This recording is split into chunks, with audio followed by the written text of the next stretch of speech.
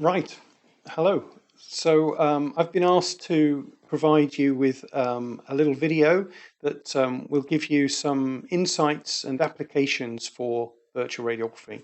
We've had a lot of new users join the community over the last few months, and obviously it's obvious that it's a good product for simulating radiographic practice, but as an educator, you may want some tips and tricks about what are the things you can do, how you can leverage this new technology that you've got your hands on within assessment and also within the other aspects of the education curriculum, not just in year one for the beginning student, but for the more advanced student as well. So what I'm going to do is I'm going to fire up this video is going to be about the X-ray room, and we're going to fire up the X-ray room and use that and get some tips and tricks. I'll explain some ideas during the video, and then maybe we'll do another video later for the physics component in a later video. So we're going to fire up the X-ray room here, which is the red icon and the Y icon. So we'll fire up the red icon, make that full screen.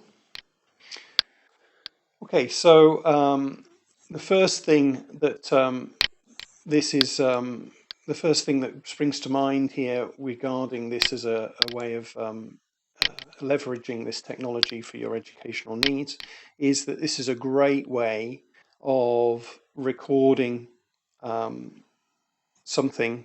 You can fairly easily get some screen recording software, and then once you're running the screen recording software and then run the system just like I'm doing here, then you've immediately got a three-dimensional representation of an X-ray room as a background that will then enhance your communication. So if you want to talk about anything in the X-ray room, create a video, then this is a lot easier to video than having a video camera set up in a real X-ray room, because you're controlling the viewpoint as well as being the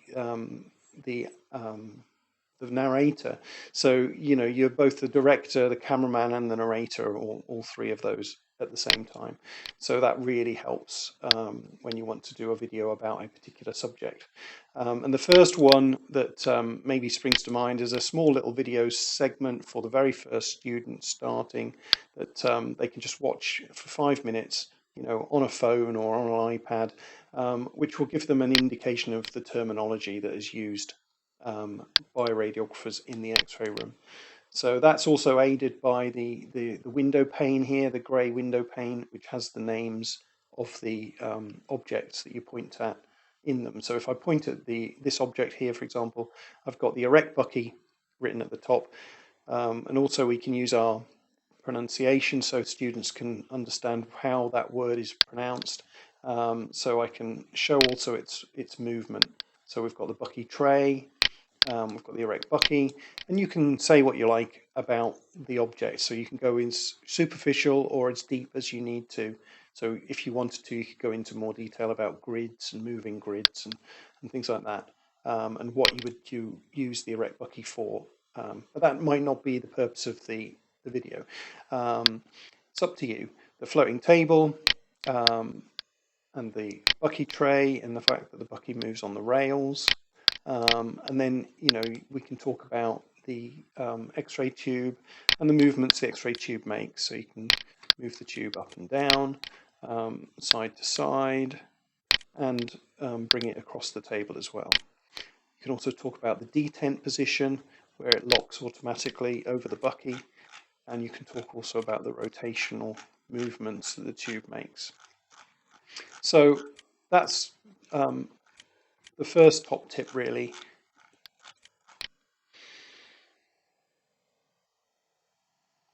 Okay, so that would be appropriate for more beginning students. Obviously, as soon as students have had some time in clinical placement or they've been on the course for a while, then they're going to already know those terms.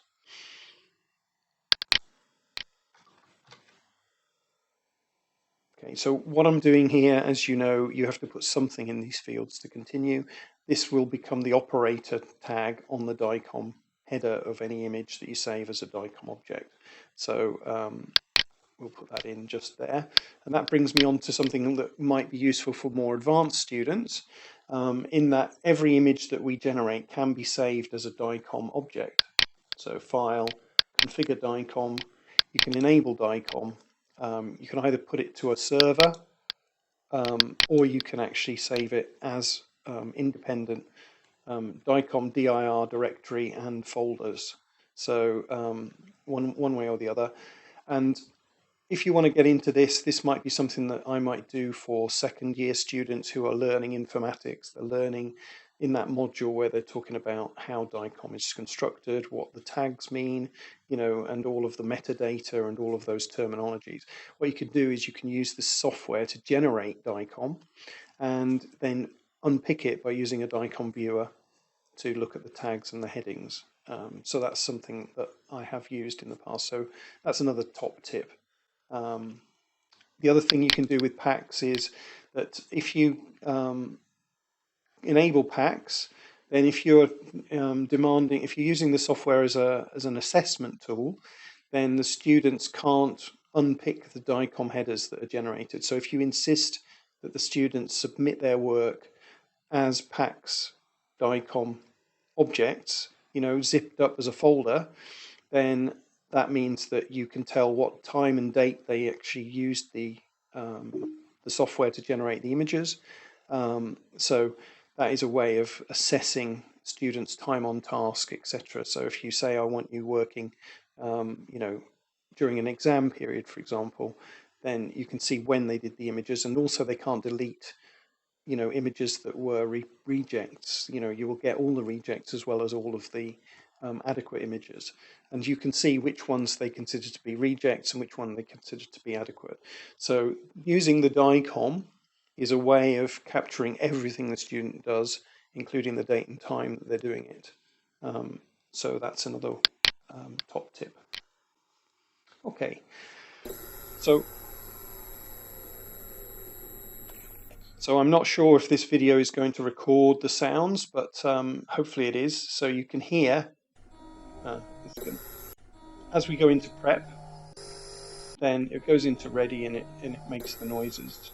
So again, you can use this software as a multimedia tool to explain all the activity and processes that are going on in the X-ray tube. You know, why is there a sound?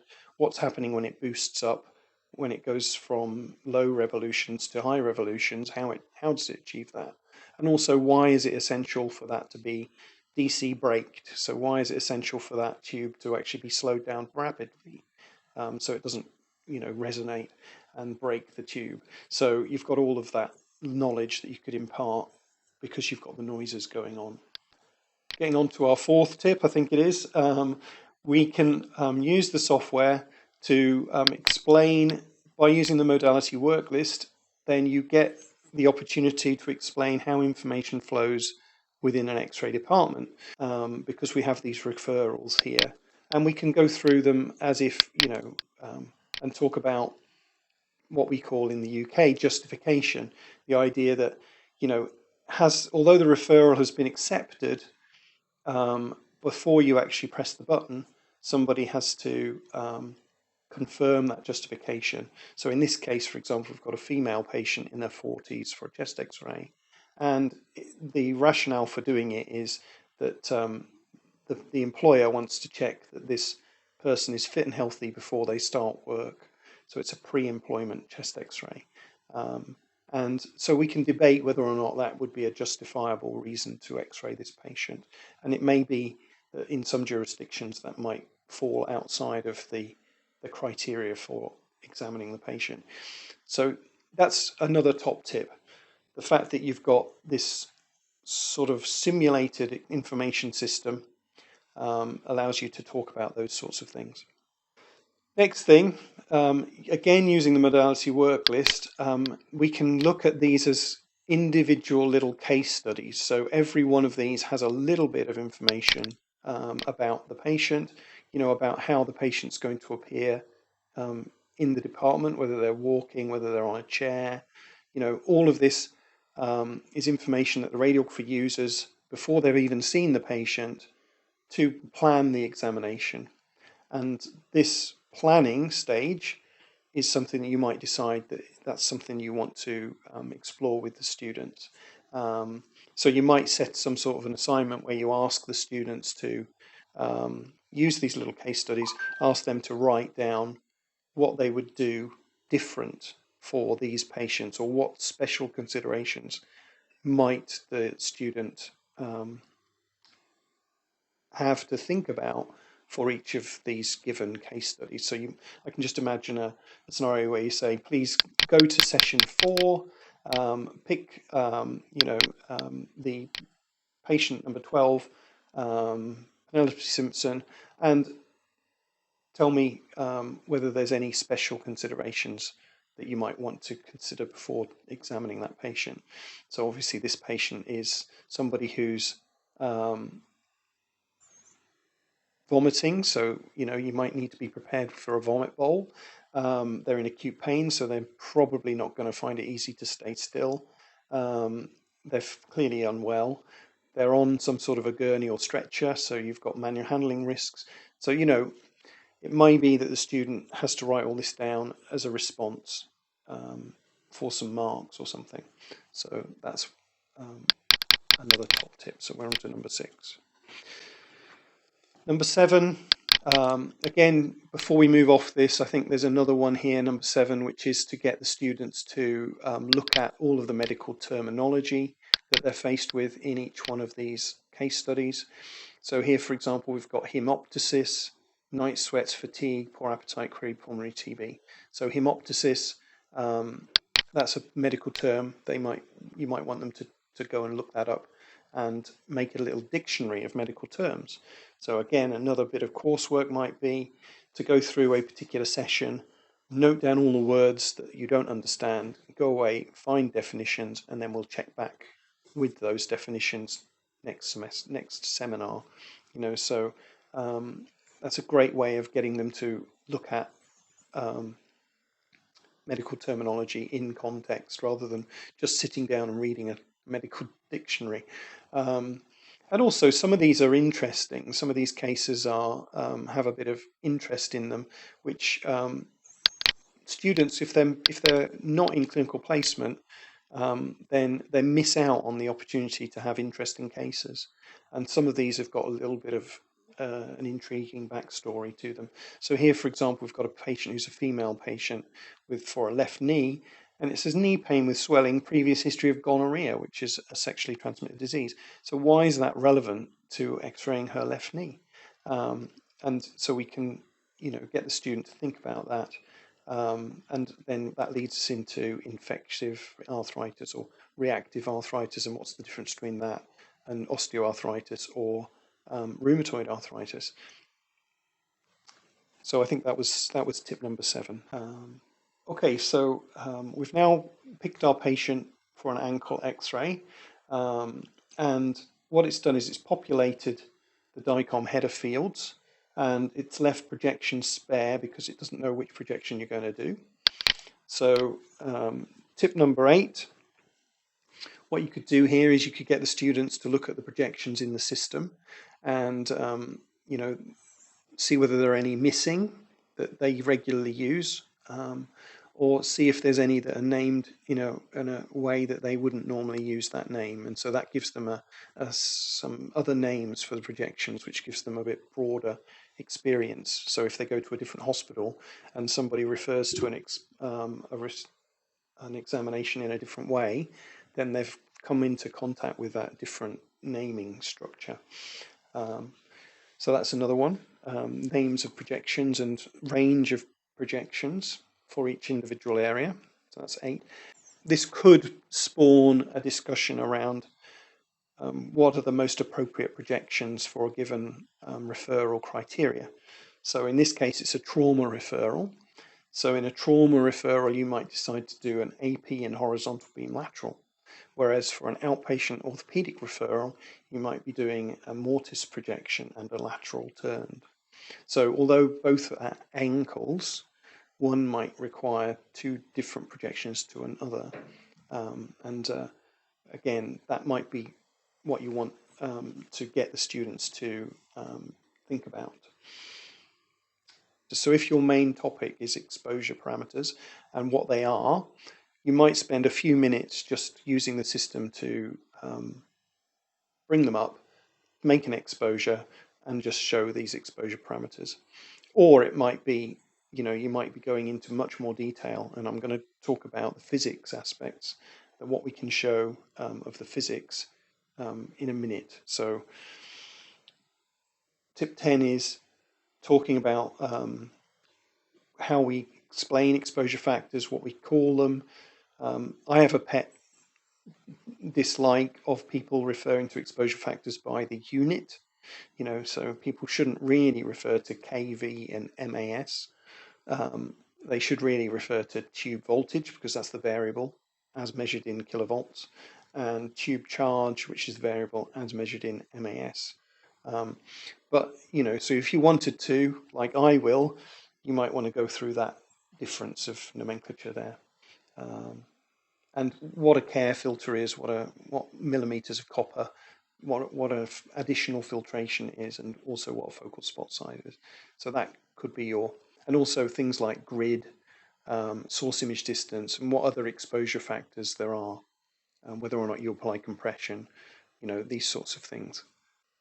Okay, let's go back to our patient. So tip number 11 is that simulation is really, really good for assessing and teaching the procedural steps that you go through if you want to be a methodical and efficient radiographer. And some universities are using it to assess procedural steps.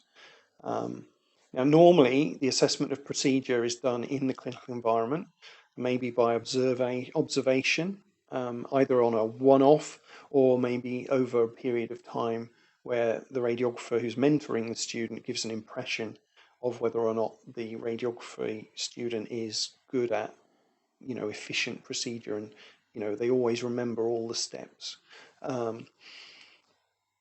Again, if you've got students who can't go into placement because of whatever reason, or you've got a situation where there's quite a variety, so that some placements don't offer the same experience to students as other placements, this software and assessing procedural competencies can have some advantages in this virtual environment, because of course the virtual environment will be exactly the same for all students. And so you can challenge objectively across the whole student cohort, each student against exactly the same patient. So we're X-raying this patient for an ankle, and I've already set the room up. I've got the patient receptor, the right receptor size, and I've got the right marker, or the correct marker, the left marker, on the receptor. I've moved the tube over to the foot of the table, so that when the patient gets on the table, they won't bang their head. I've moved the floating table over so that the patient won't stand on the foot pedals, and I've already got the correct projection booked in to the system with some default exposure parameters. So I'm all ready to bring my patient into the room. So what some universities are doing is that they're running a viva with the student, and either the student is running the computer program and recording what they're doing, and maybe doing a voiceover like I'm doing, and then they submit that for the tutors to assess. Or in a situation where you haven't got enough computers with the software loaded on for every student to use it, or in a situation where the students are having to be off campus and be taught at a distance, then what you can do is you can set up a video call using one of the proprietary video systems that we're using these days, and you can have the software running on your computer, and the student can talk you through the exam. So you only do what the student asks you to do, and that way you record this and you get their decisions recorded and their the way that they do things in the right order or not recorded. And that can then form part of an assessment or just a formative assessment where you can give some feedback to the student. So I think that's quite a powerful tool. And you can take that as far as you want to. So I'm bringing this patient into the room, for example, and now I've got the patient in the room. Before you examine the patient, you've got to confirm their identity. So that would be my next step. So now I've got them in a private space where there's no one overhearing. I can ask their date of birth. I can ask their first line of their address to make sure I've got the right patient. I can also confirm the referral, asking them what brings them here today to make sure it tracks with what I've got in front of me, and to make sure that it is the correct size, because we have issues, don't we, with people referring the right for the left and the left for the right, and confirming justification and gaining consent. So the patient might have questions, before we continue, and then we get the patient on the table. So that's tip 11, using it as a procedural assessment tool, or even a procedural teaching tool. Okay, so now I'm going to continue on with my AP ankle. Oops, I need to remember to raise the table to working height.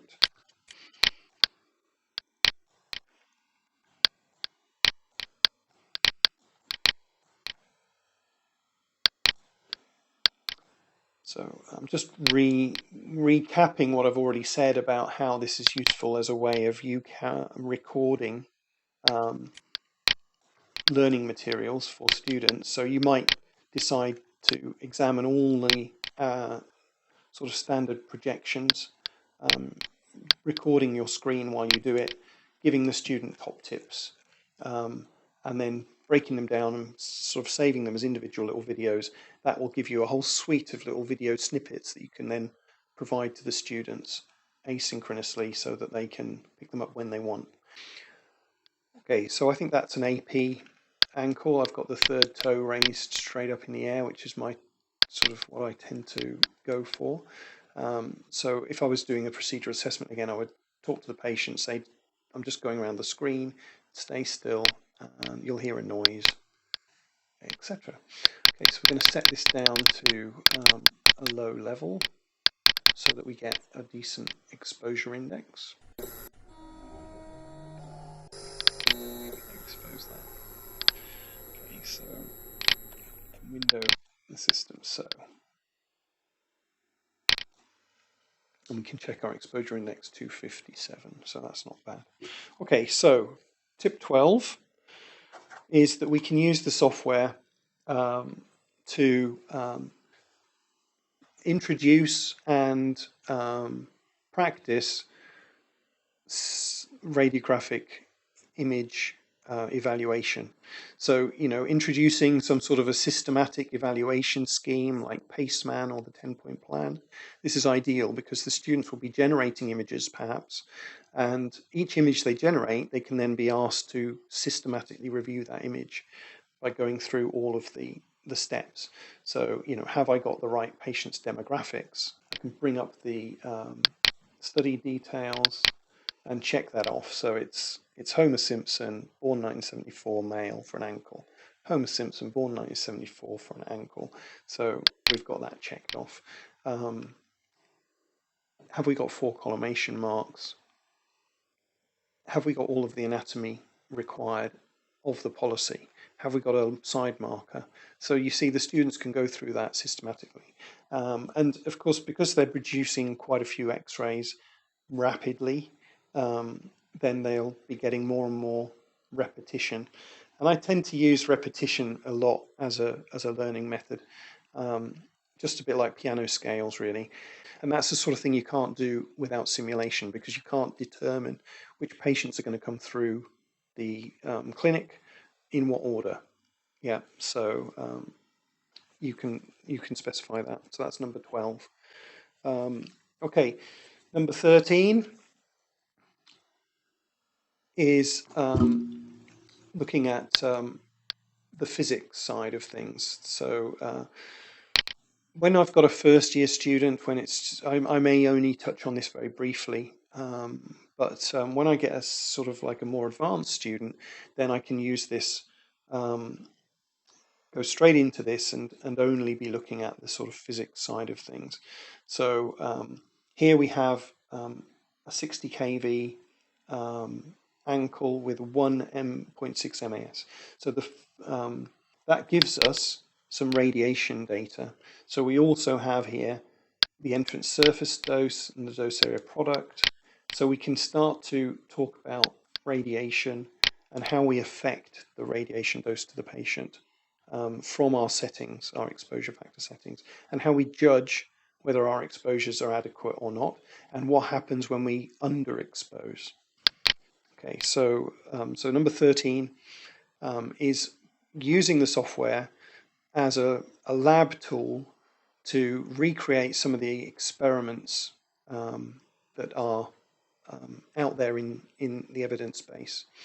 So it may be that people have said that you can reduce your exposures and get away with a lower quality image for certain referral requirements. But what about a line insertion? If we've moved a line on a chest X-ray and we want to re-X-ray to see whether it's still in the right place, then do we need an image which is perfect image quality, or can we get away with an image which has got some noise in it? So if I expose this, for example, now I've reduced the exposure parameters very much, we will end up with an image which is quite grainy and noisy compared to our original, and the exposure index is very low. So I could use this as a way of explaining the consequences of a very low exposure. So the system dose, or the entrance surface dose, has gone down to 0.02 milligray from 0.15. So it's about a tenth of the dose that it was previously to the patient, which is good news, but the image quality has suffered. So that image quality radiation dose balance can be explained or discussed using the software. We also have, let's go back up to something about 10 times that. So if we go to 50 and sort of 3.2 and expose that. So here we have a low kV, low tube voltage beam, and we can actually view that beam, show the X-ray spectrum. So there's our beam, and we've got the previous beam there, but this blue one is the one we've just used. And now what I could do is we could use the 10 kVp rule. So what I can do is I can go up to 60, 70, 80, 90 kV. So we've gone up 4 lots of 10. And that means that we should halve this 4 times. So if we go to 1.5, then we go to 0.75, and then we go to 0.3, and then we halve that again to 0.18. So now that, using the 10 kVp rule, should be a similar amount of radiation. And sure enough, we get a similar exposure index, but the image quality has changed. So where we had quite a bright, contrasty image, we've now got a much more grey latitude image. And if we go to the tech data, the entrance surface dose was 0.2, and now the entrance surface dose is 0.039. So much, much lower entrance surface dose, benefiting from the high kV. So that's something that is in the literature, but the image quality may not be acceptable. So we can debate that. So lots and lots of physics applications. We can look at scatter. So the scatter fraction, because we've used a higher tube voltage, our scatter fraction's gone up slightly from the lower kV image. But what we can really do with scatter is show volume and how volume affects scatter.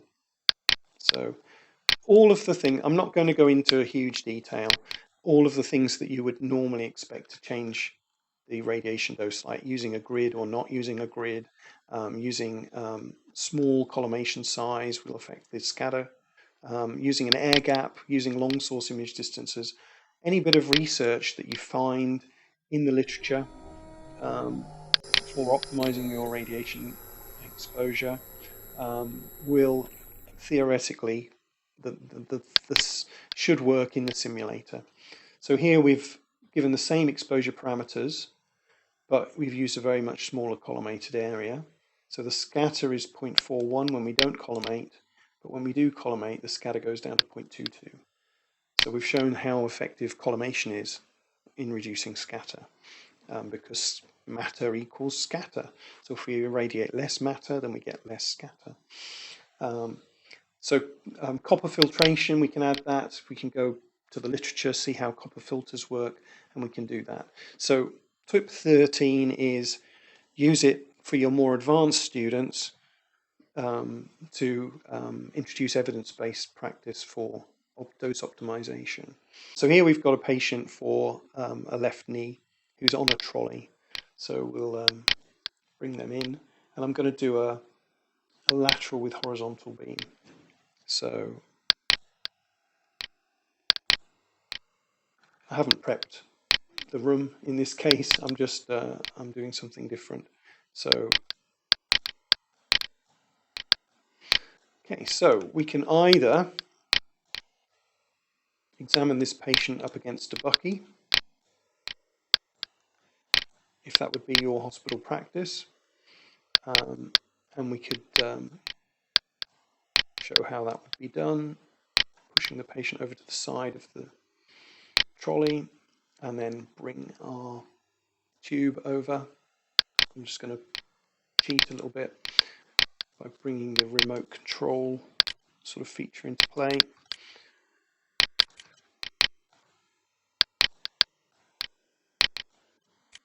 And bring that into 100 centimeters and raise it up a little bit. Now, previously when I've done this, I've actually fluked it and got a perfect lateral. I apologize if that happens again, but that isn't intended. So we'll open the collimation and we'll expose that. Just drop this down. It's usually a little bit more than it needs to be. Exposure as it gets good. And there you go, I fluked it again, look. So I've got a pretty good lateral knee there, which wasn't really my intention. So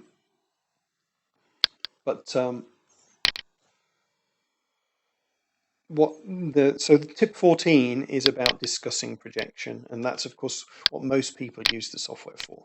So here we've done a mediolateral, and if we were to sort of straighten the knee out, maybe bring the toes more into the X-ray the patient like so, which is a common error that students do. They don't have the foot splayed out enough for a lateral knee horizontal beam. So then what we can do here is see that what would be the consequence for a bit of external rotation. So you can see we've got an internally rotated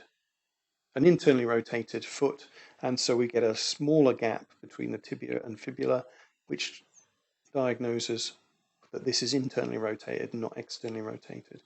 So you can use this tool to either create a video to discuss this, or you can, get the student doing this and learning from their mistakes. Now that isn't commonly the way that horizontal beam lateral knees are undertaken in every department. Quite often horizontal beam lateral knees are done with the patient with the receptor placed between the knees. So if we pop it between the patient's knees over here and click on the foot and bring the X-ray tube over,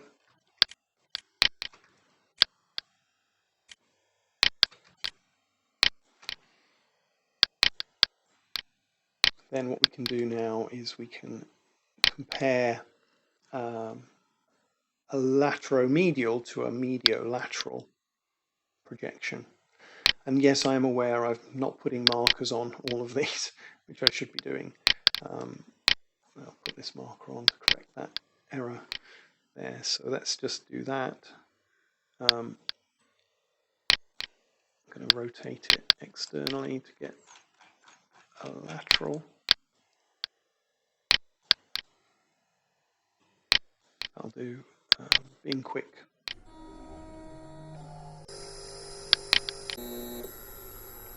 So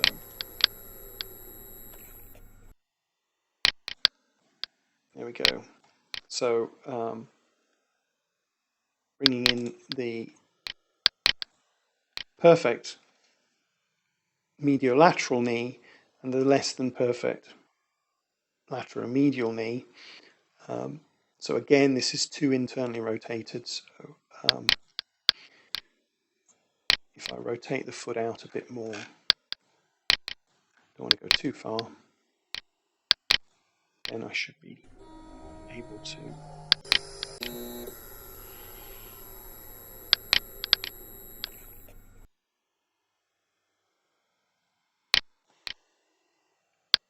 compare that.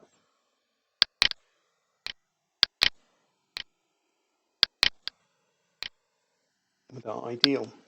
Yeah, and so it depends how much detail you want to go in terms of lining these up. And so we could talk about whether you center down or whether you center up or whether you put an angle on the tube and all of those sorts of things. So that's, I think that's the common way that this software is used educationally.